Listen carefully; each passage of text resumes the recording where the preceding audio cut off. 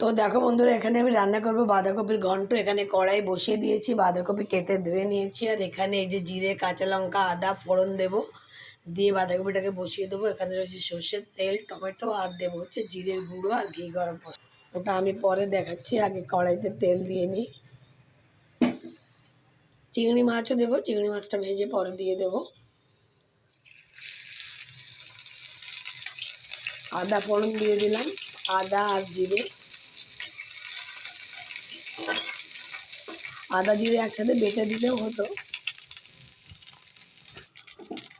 এখানে দিয়ে দিলাম কাঁচা লঙ্কা আর এই টমেটো, সবগুলো দিলাম না, যে টমেটো রেখে দিলাম।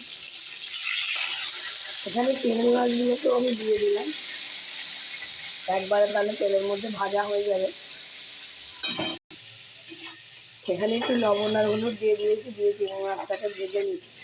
দেখো চিংড়ি মাছটা মোটামুটি ভাজা হয়ে গেছে। এখন আমি কপিগুলোকে দিয়ে দেবো, বাঁধাকপিগুলোকে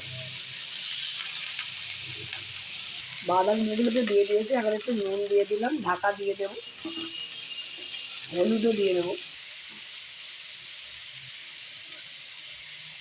নুন হলুদ দিয়ে দিলাম, এবার ঢাকা দিয়ে দেবো। এটা খুব একটা নাড়াচাড়া করা যাচ্ছে না, পুরো কড়াইটা ভরে গেছে বলে একটু ঢাকা দিয়ে দিলে একটু যখন জল বেরিয়ে কম হয়ে যাবে তখন ওটাকে আমি ভালো করে নাড়িয়ে দেবো। এখন ভালো করে নাড়াতে পারলাম না, চলো 5 মিনিট ঢাকা দিয়ে রাখি। তো দেখো বন্ধুরা, 5 মিনিট হয়ে গেছে। আর একটু ঢাকনা খুলে নাড়িয়ে দেবো। দেখো এখন অনেকটা কম হয়ে গেছে, তো সেই জন্য আমার নাড়াতে সুবিধা হচ্ছে। দেখো নাড়িয়ে চাড়িয়ে ভালো করে এবার ঢাকা দিয়ে ভালো করে নাড়িয়ে চাড়িয়ে দিয়েছি, জল বেরিয়ে গেছে কফি থেকে। এখন আমি ঢাকনা দিয়ে আরেকটু ঢাকা দিয়ে দেবো, যাতে আলুগুলো ভালো করে সেদ্ধ হয়। তো দেখো বন্ধুরা, আরও 5-7 মিনিট মতো ঢাকা দিয়ে রেখেছিলাম। এখন নাড়িয়ে দেবো কপিটাকে। এখন দেখো এই আলুগুলোও সেদ্ধ হয়ে গেছে, কপিটাও সেদ্ধ হয়ে গেছে।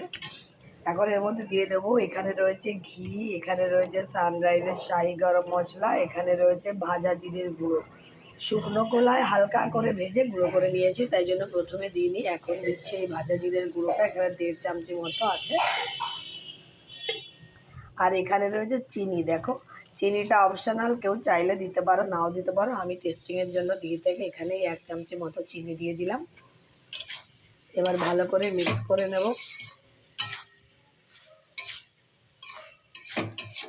আমি কিন্তু বাটা মশলা সেরকম কিছুই দিইনি, আদাটাও আমি ঘষে দিয়েছিলাম। আর এটা হালকা ভেজে নেওয়া জিরে, সেটাকেই গুঁড়ো করে দিয়েছি।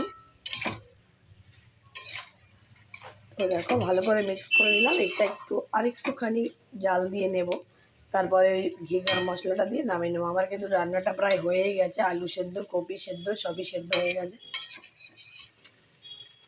খুবই অল্প তেল মশলার রান্না, যেটা স্বাস্থ্যের পক্ষে অনেক ভালো। আমি অনেক বেশি তেল মশলা দিয়ে রান্না কমই করি।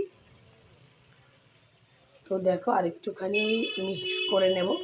তো দেখো বন্ধুরা, আমার কপিটা হয়ে গেছে। চিনি আর জিরের গুঁড়োটা ভালো করে মিক্স হয়ে গেছে, একটু মাখা মাখা হয়ে গেছে। এখন আমি এর মধ্যে দিয়ে দেবো হচ্ছে ঘি আর গরম মশলা। তো দেখো এখানে দিয়ে দিচ্ছি 1 চামচি মতো ঘি, আর দিয়ে দিচ্ছি এই যে সানরাইজের শাহি গরম মশলা।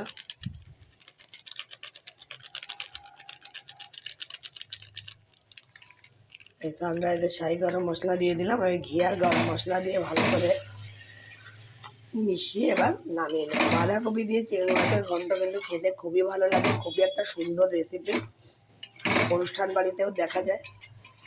তো তোমরা অবশ্যই বাড়িতে এইভাবে ট্রাই করতে পারো, খুবই টেস্টি একটা খাবার। এটা না গরম ভাত দিয়েও ভালো লাগে, রুটি দিয়ে, পরোটা দিয়ে, সব কিছুর সাথে ভালো লাগে। রাতে রুটি দিয়ে খেতে পারো বা সকালে রুটি দিয়ে খেতে পারো। তো চলো, আমার বাঁধাকপির তরকারিটা হয়ে গেছে, এখন আমি নামিয়ে নেব।